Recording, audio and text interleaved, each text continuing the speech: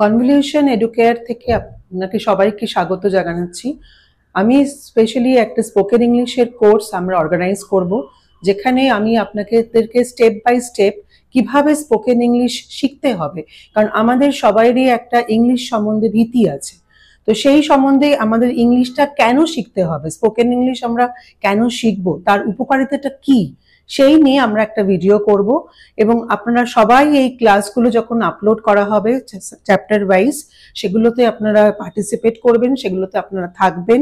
যদি কোনো অসুবিধা হয়, যে নাম্বারটা দেওয়া থাকবে সেখানে আপনারা হেল্পলাইনে নাম্বার ফোন করতে পারেন কোনো ক্লারিফিকেশনের জন্য, সেখানে ডাউট ক্লিয়ারিং হবে।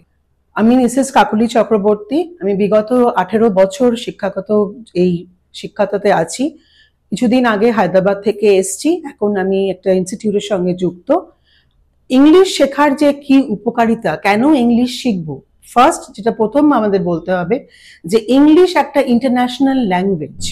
আমরা যারা বাংলা মিডিয়ামে পড়েছি বা পড়াশোনা করছি, কেন আমাদের ইংলিশটা শিখতে হবে? কারণ যে কোনো ইন্টারভিউতে গেলে পরে, বা ধরুন কোনো বাইরের যদি কোনো লোকেরা আসে, তাদের সঙ্গে কিন্তু আপনি কিছুভাবেই কিন্তু বাংলাতে ইন্টারাকশন করতে পারবেন না। তাহলে প্রথমেই আমাকে ভাবতে হবে কি, যে আমি কিভাবে ইংলিশটাকে আয়ত্ত করব। ফার্স্ট যে টিপসটা আমি আপনাকে বলবো, যে ইংলিশের কি উপকারিতা বা কিভাবে আমি ওটাকে আয়ত্ত করব, প্রথম ভাবতে হবে যে আমাকে ইংলিশ নিয়ে ভাবতে হবে। আমরা কি করি, সাধারণত বাংলা থেকে ইংলিশে ট্রান্সলেট করার চেষ্টা করি।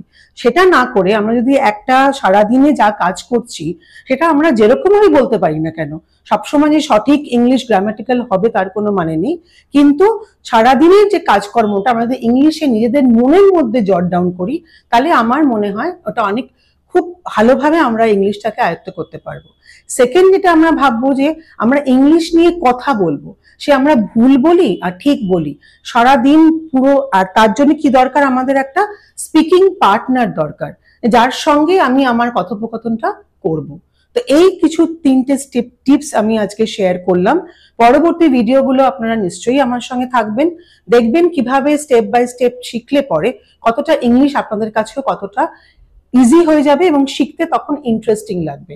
সো ভিডিওগুলোকে ইন্টারেস্টিং করার দায়িত্ব আমার, আর ক্লাসগুলোকে অ্যাটেন্ড করার দায়িত্ব হচ্ছে আপনার।